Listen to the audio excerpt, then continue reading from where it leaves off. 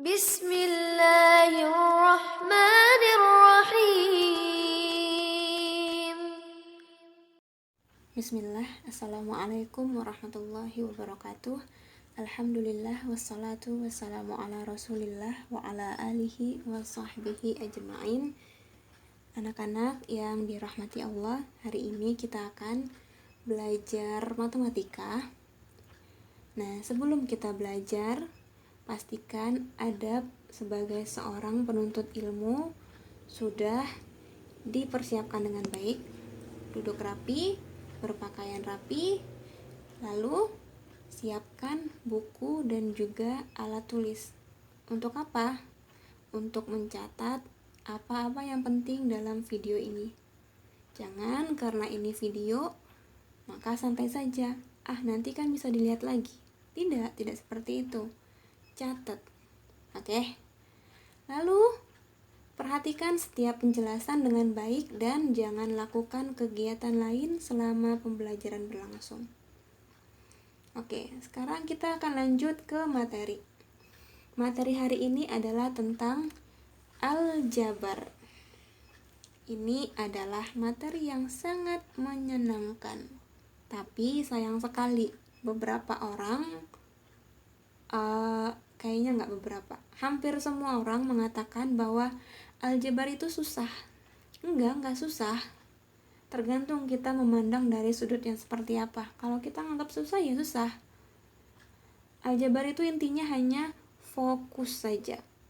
Nah, sebuah ilmu tidak akan dirasakan manfaatnya kalau nggak bisa diaplikasikan dalam kehidupan sehari-hari. Benar kan? Nah, aljabar ini dalam kehidupan sehari-hari itu banyak fungsinya. Yang pertama itu bisa digunakan untuk mengetahui harga beli suatu produk. Misal, Lutfi membeli 12 buku tulis. Setelah pergi ke kasir, ternyata Lutfi diminta bayar 26.000. Misal. Nah, dengan menggunakan aljabar, kita bisa tahu berapa harga satu buku. Oke. Itu yang sederhana. Lalu ada lagi contoh kedua untuk mengetahui jarak tempuh.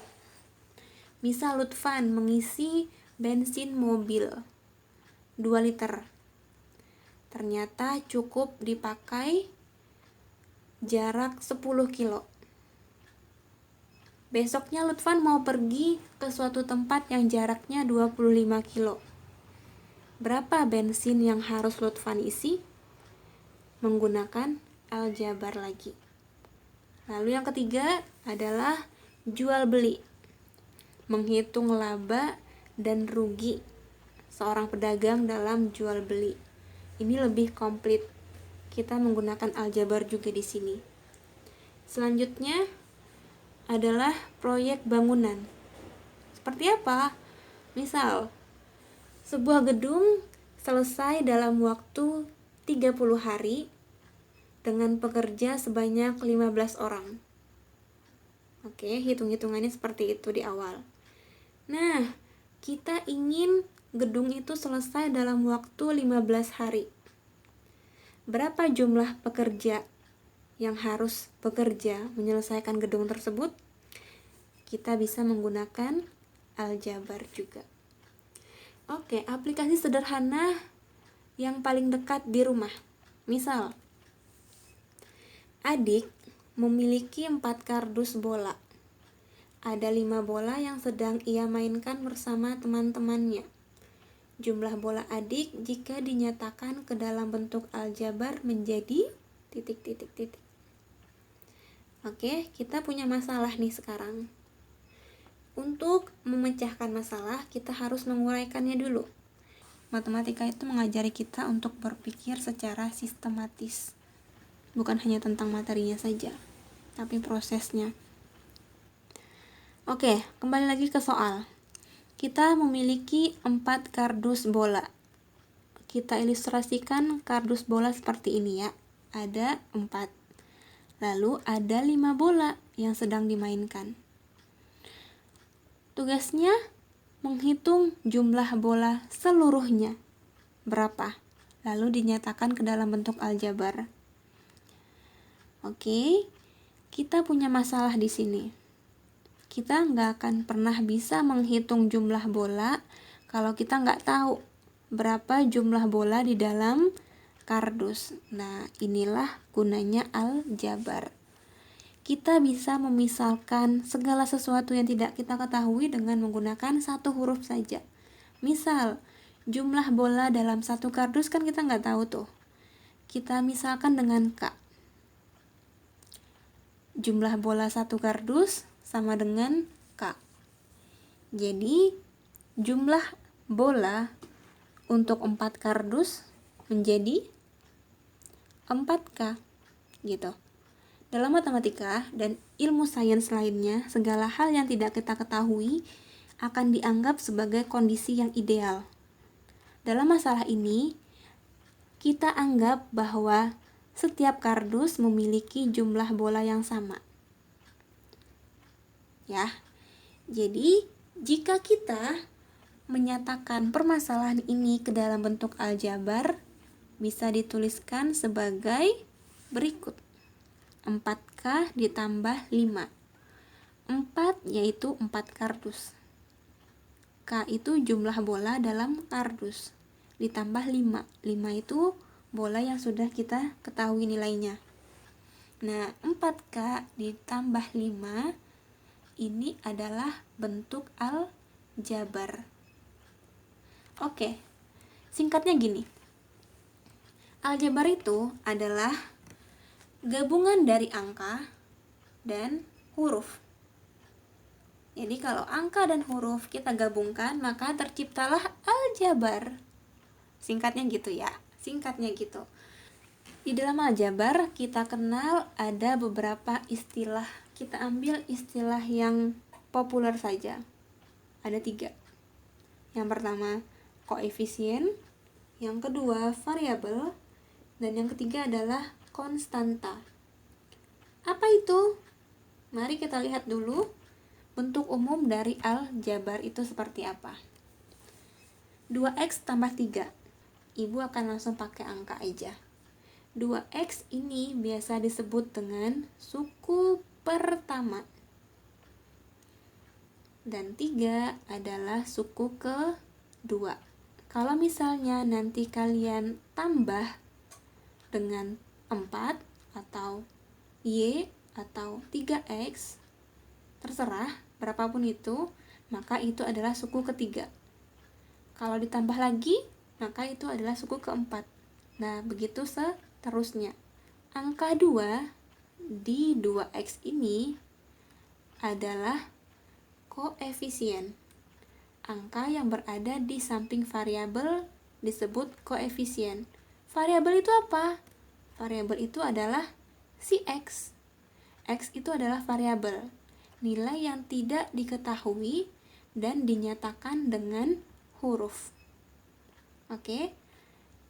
Huruf di dalam aljabar disebut dengan variabel. Dan angka yang di samping variabel disebut dengan koefisien. Oke. Lalu 3 apa?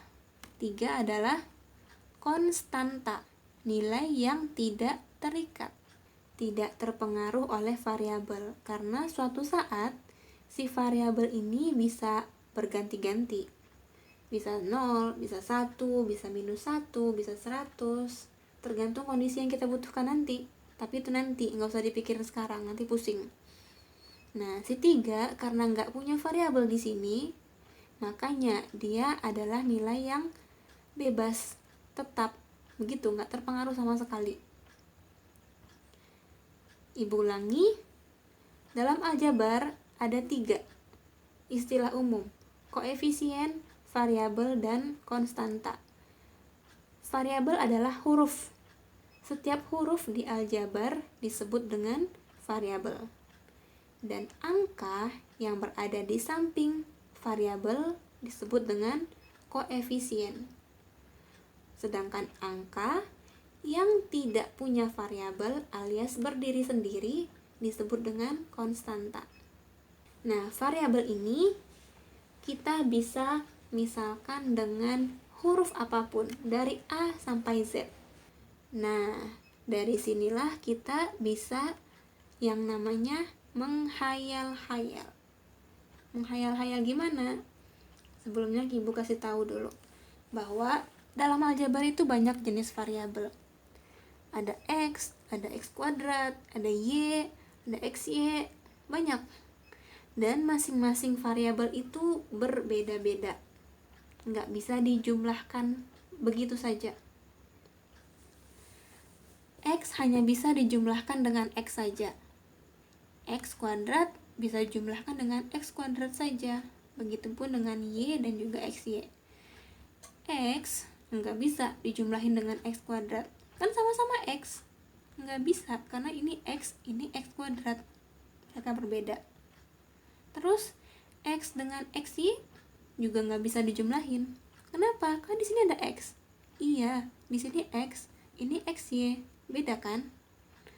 Nah, kita misalkan seperti binatang deh. X itu sapi, lalu Y itu bebek, X kuadrat itu kucing, XY itu ikan. Bisa nggak sapi dijumlahin dengan kucing? Nggak bisa. Sapi dijumlahkan dengan bebek? Nggak bisa juga. Sapi ya sama sapi, kucing sama kucing, jangan digabung-gabung, karena binatang ini nggak sama. Nah, variabel aljabar juga gitu, mereka itu tidak sama, tidak bisa langsung kita jumlahkan. Nah, untuk lebih jelasnya kita lihat di operasi hitungnya saja. Operasi hitung yang pertama adalah penjumlahan. Nah, penjumlahan aljabar ada syarat yang harus dipenuhi. Apa itu? Variabelnya harus sama. Kita nggak bisa menjumlahkan setiap suku jika variabelnya enggak sama.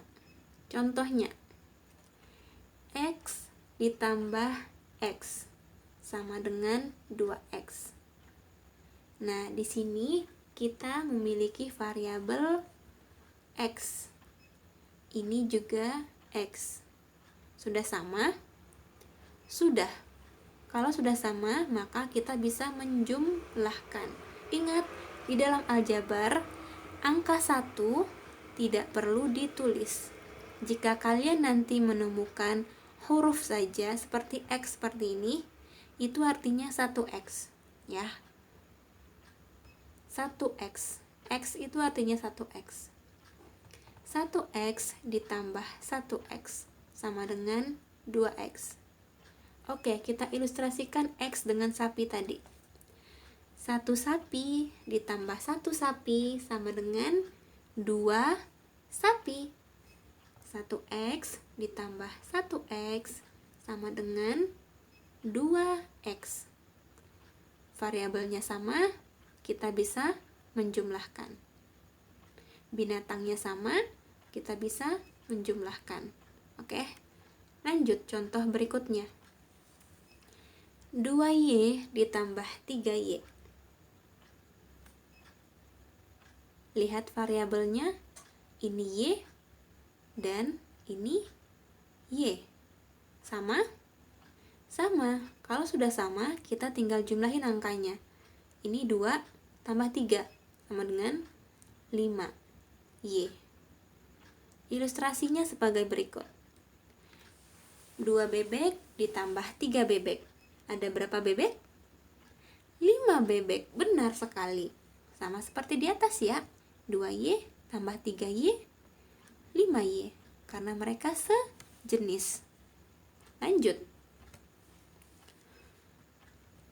X ditambah 2Y sama dengan 3XY. Kita cek, variabelnya sudah sama? Yang pertama kita punya X. 1X. 2Y, kita punya variabel Y. X dan Y apakah sama? Beda. Lalu 3XY? Mari kita lihat ilustrasinya. 1 sapi ditambah 2 bebek. Bisa nggak kita mengatakan 1 sapi ditambah 2 bebek sama dengan 3 sapi bebek. Nggak bisa ya? Terdengar lucu. Kenapa lucu? Ya karena memang salah. X ditambah 2Y itu tidak akan pernah menjadi 3XY. Sebagaimana 1 sapi ditambah 2 bebek, nggak mungkin hasilnya 3 sapi bebek. Ya, kenapa? Karena mereka tidak sejenis. Variabelnya berbeda. 1X, 1Y. Jangan dijumlahin. Biarkan saja mereka seperti ini. Ini selesai. Jangan diotak-atik. X nggak ada temennya, Y juga nggak ada temennya. Mereka sama-sama sendiri. Biarin. Oke? Nah, kita lihat contoh selanjutnya. 2X tambah 3X sama dengan 5X. Ini sudah sejenis. Variabelnya sudah sama. Sama-sama X, sama-sama X. Tinggal jumlahin angkanya. 2 tambah 3, 5. Selanjutnya, 3Y tambah 5Y sama dengan 8Y.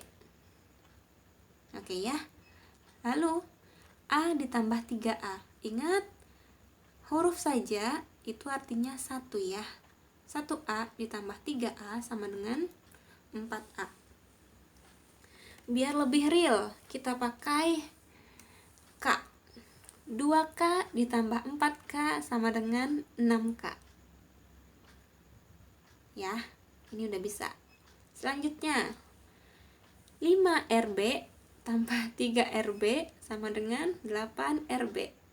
Sebagaimana yang Ibu bilang tadi, kita boleh sesuka hati membuat variabel yang seperti apa.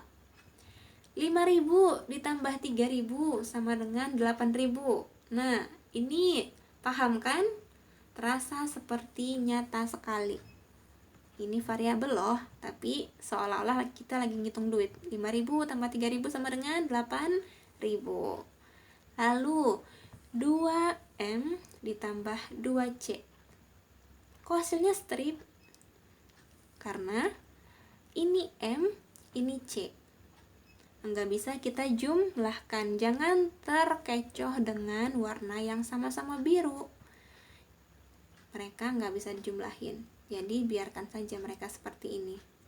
Yang di bawah 2AB ditambah 3A. Ini juga berbeda. Ini variabelnya AB, ini variabelnya A. Biarkan mereka seperti ini saja. Jangan diotak-atik karena mereka tidak akan pernah menjadi 4MC. Enggak bisa. 2M tambah 2C sama dengan 4MC. Itu kesalahan besar, tidak pernah terjadi. 2AB ditambah 3A. Jadinya 5AAB. Itu enggak bisa. Atau 5AB juga enggak bisa. Jangan bikin rumus sendiri, dilarang.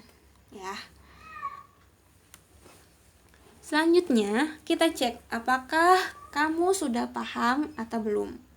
Nanti akan ada soal, silahkan jawab dengan menggunakan mulutnya saja alias lisan. Maaf, ada motor lewat barusan. Jadi nanti akan ada soal, silahkan dijawab dengan lisan saja.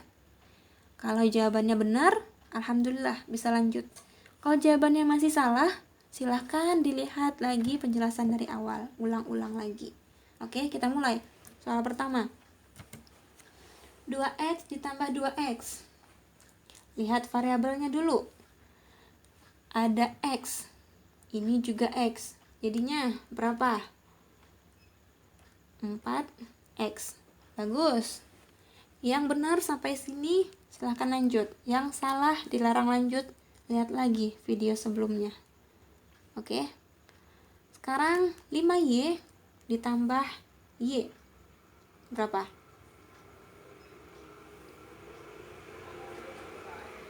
6Y.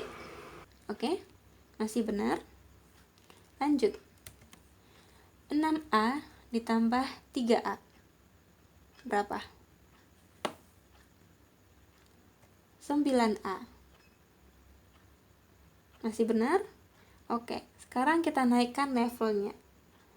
Kalau tadi kita bahas suku-suku yang sejenis. A dengan A, X dengan X, Y dengan Y. Sekarang kita campur. Contoh soal. X ditambah 3X ditambah Y. Nah, di sini kita punya variabel X dan juga Y. Langkah pertama, gabungkan suku-suku yang sejenis. Yang variabelnya sama digabungin, dijumlahin.